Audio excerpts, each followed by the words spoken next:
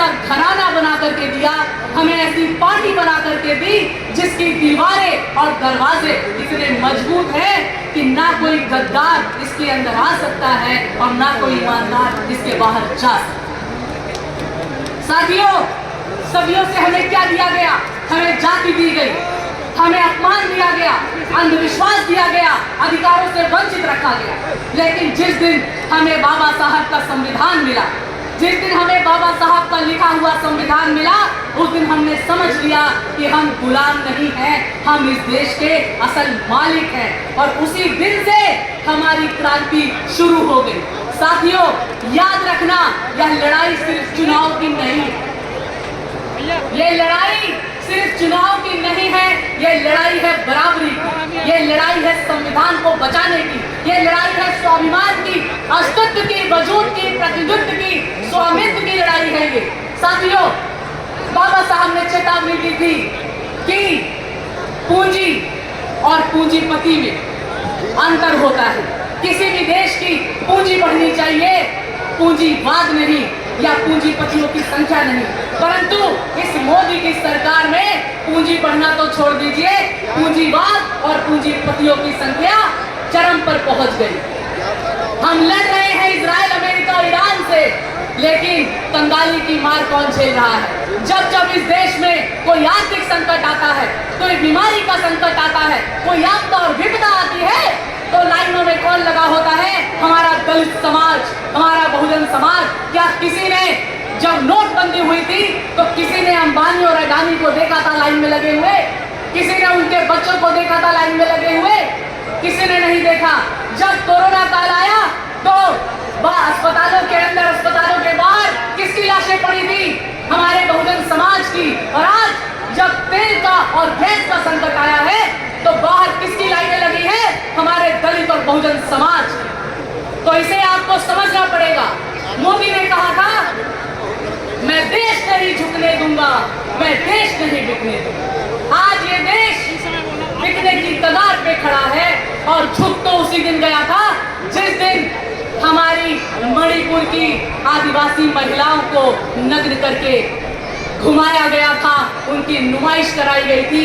ये देश झुक तो उसी दिन गया था। और जिस दिन इस देश के मनुवादियों ने हमारे बहुजन समाज पर पेशाब पिलाना शुरू किया था, ये देश उसी दिन झुक गया था। मैं पूछना चाहती हूँ, क्या करता रहा इस देश का चौकीदार? क्या करता रहा इस देश का चौकीदार? लुटती रही भारत, लुटती रही इज्जत देश की, लुटती रही अस्मत भारत माता की। वो करता रहा कारोबार, सिसक सिसक कर रो रही थी मानवता और कराती रही इंसानियत, मगर मनुवादी पिलाता रहा पेशाब बार बार। मैं कामना जगन्नाथ पूछना चाहती हूँ, जब हो रहा था बहुजन लोगों पे अत्याचार, तो कहाँ था 56 इंच का सीना?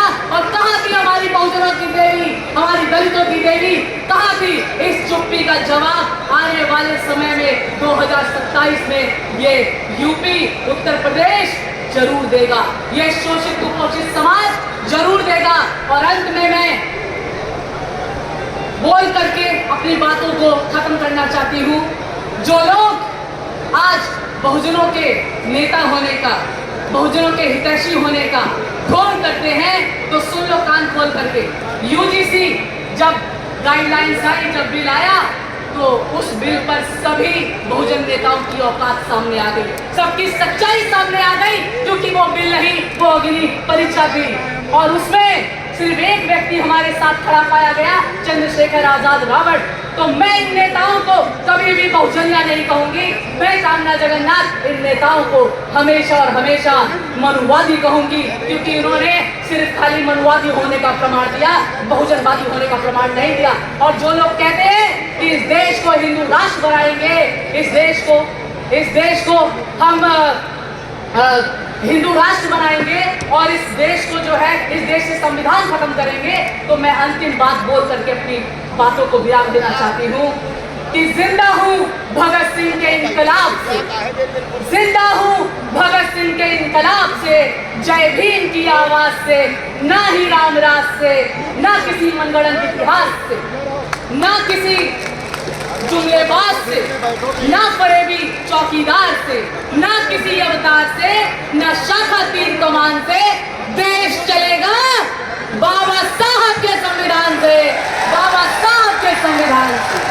जय भीम, जय भारत, जय संविधान, जय जवान, जय किसान, जय विज्ञान, जय जोहार, जय मंडल, जय लोकतंत्र, जय महिला शक्ति। बहुत बहुत धन्यवाद बहन कामना जगन्नाथ जी का।